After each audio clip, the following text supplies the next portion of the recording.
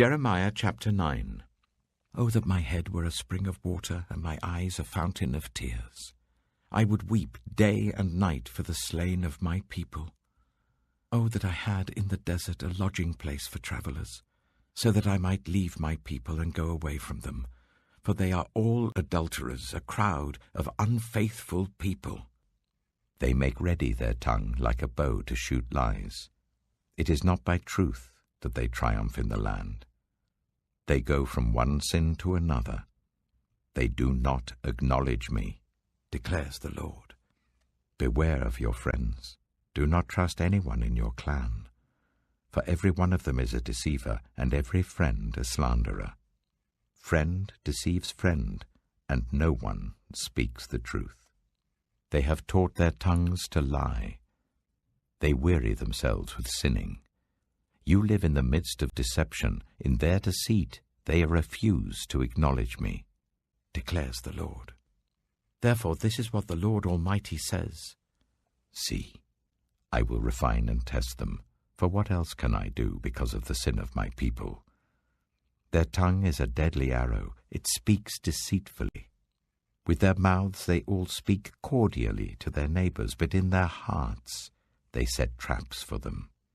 Should I not punish them for this, declares the Lord? Should I not avenge myself on such a nation as this?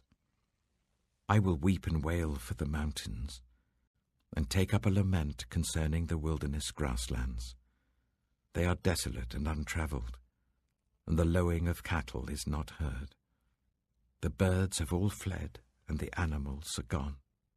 I will make Jerusalem a heap of ruins, a haunt of jackals, and I will lay waste the towns of Judah, so that no one can live there.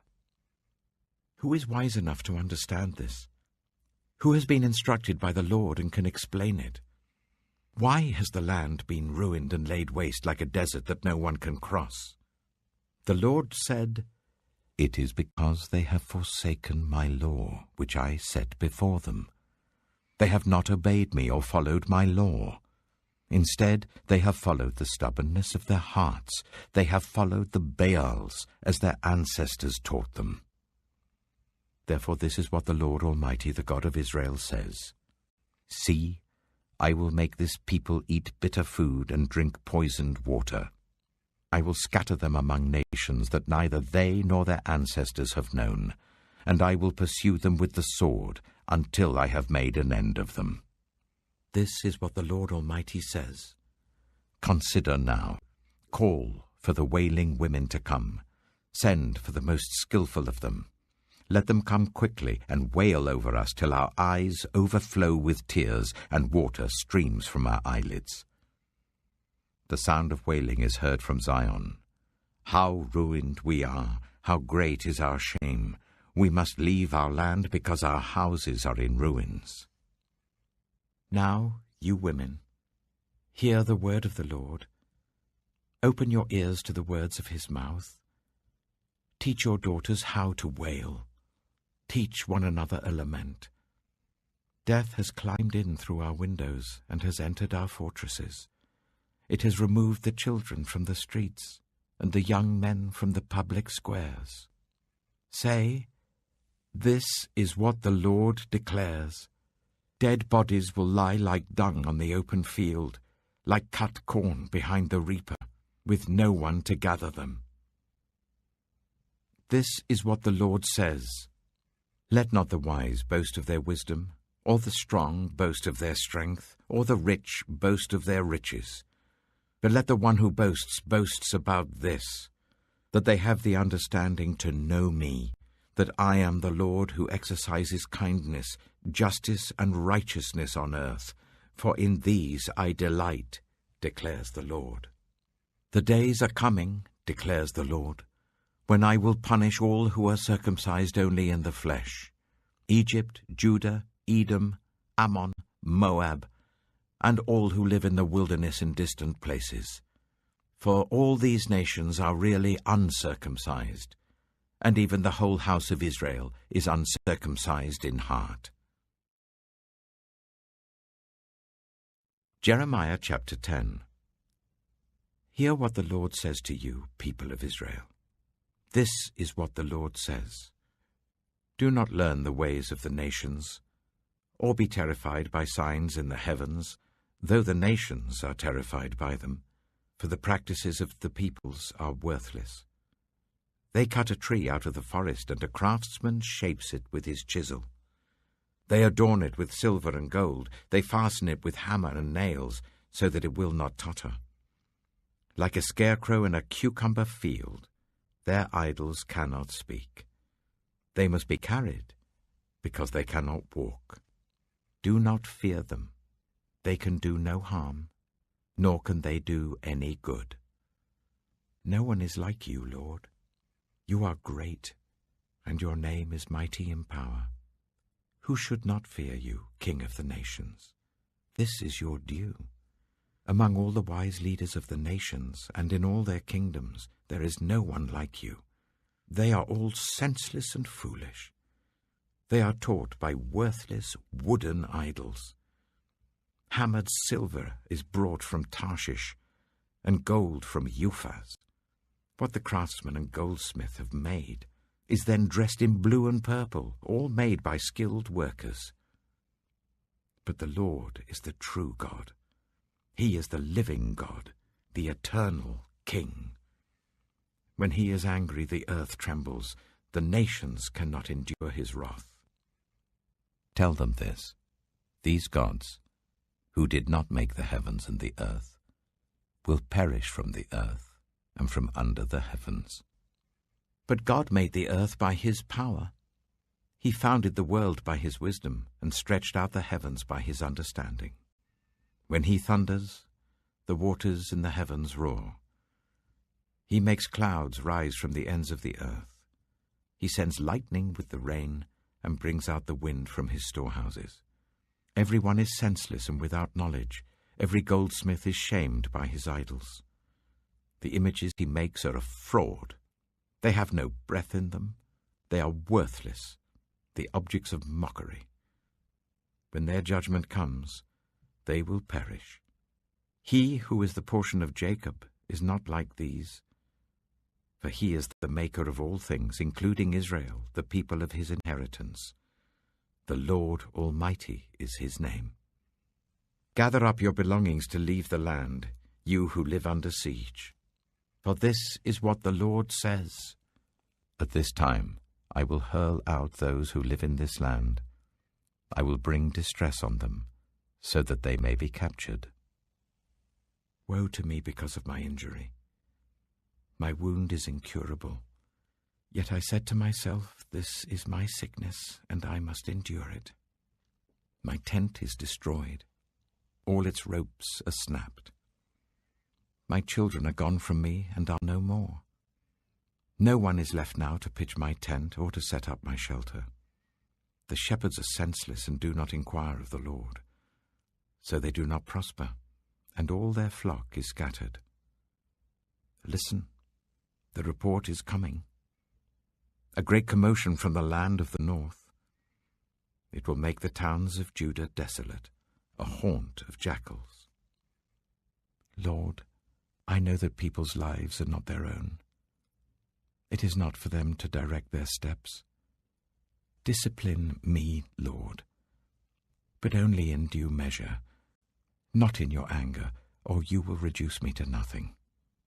Pour out your wrath on the nations that do not acknowledge you, on the peoples who do not call on your name. For they have devoured Jacob. They have devoured him completely and destroyed his homeland. Psalm 88. Lord, you are the God who saves me. Day and night I cry out to you.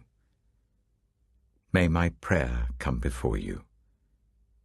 Turn your ear to my cry. I am overwhelmed with troubles, and my life draws near to death. I am counted among those who go down to the pit. I am like one without strength. I am set apart with the dead, like the slain who lie in the grave, whom you remember no more, who are cut off from your care. You have put me in the lowest pit, in the darkest depths. Your wrath lies heavily on me. You have overwhelmed me with all your waves. You have taken from me my closest friends, and have made me repulsive to them. I am confined and cannot escape. My eyes are dim with grief. I call to you, Lord, every day. I spread out my hands to you. Do you show your wonders to the dead? Do their spirits rise up and praise you? Is your love declared in the grave, your faithfulness in destruction? Are your wonders known in the place of darkness, or your righteous deeds in the land of oblivion? But I cry to you for help, Lord. In the morning my prayer comes before you. Why, Lord, do you reject me and hide your face from me? From my youth I have suffered and been close to death. I have borne your terrors and am in despair. Your wrath has swept over me. Your terrors have destroyed me. All day long they surround me like a flood. They have completely engulfed me. You have taken from me friend and neighbor.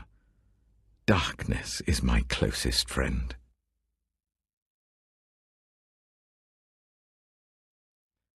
Proverbs chapter 6.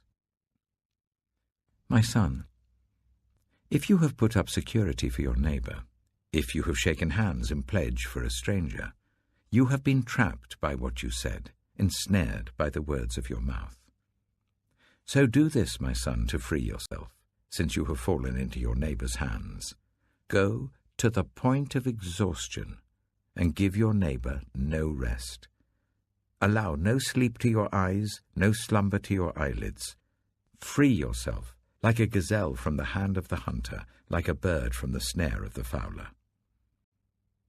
Go to the ant, you sluggard. Consider its ways, and be wise. It has no commander, no overseer or ruler, yet it stores its provisions in summer, and gathers its food at harvest. How long will you lie there, you sluggard? When will you get up from your sleep? A little sleep, a little slumber, a little folding of the hands to rest, and poverty will come on you like a thief, and scarcity like an armed man.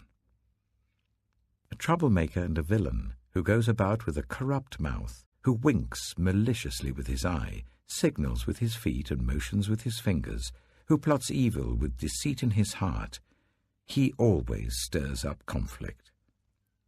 Therefore disaster will overtake him in an instant. He will suddenly be destroyed without remedy. There are 6 things the Lord hates, 7 that are detestable to him: haughty eyes, a lying tongue, hands that shed innocent blood, a heart that devises wicked schemes, feet that are quick to rush into evil, a false witness who pours out lies, and a person who stirs up conflict in the community. My son, keep your father's command, and do not forsake your mother's teaching. Bind them always on your heart, fasten them round your neck. When you walk, they will guide you. When you sleep, they will watch over you. When you awake, they will speak to you. For this command is a lamp, this teaching is a light, and correction and instruction are the way to life, keeping you from your neighbor's wife, from the smooth talk of a wayward woman. Do not lust in your heart after her beauty, or let her captivate you with her eyes. For a prostitute can be had for a loaf of bread, but another man's wife preys on your very life. Can a man scoop fire into his lap without his clothes being burned? Can a man walk on hot coals without his feet being scorched? So is he who sleeps with another man's wife. No one who touches her will go unpunished. People do not despise a thief if he steals to satisfy his hunger when he is starving. Yet if he is caught, he must pay 7-fold, though it costs him all the wealth of his house. But a man who commits adultery has no sense. Whoever does so destroys himself. Blows and disgrace are his lot, and his shame will never be wiped away. For jealousy arouses a husband's fury, and he will show no mercy when he takes revenge. He will not accept any compensation. He will refuse a bribe, however great it is.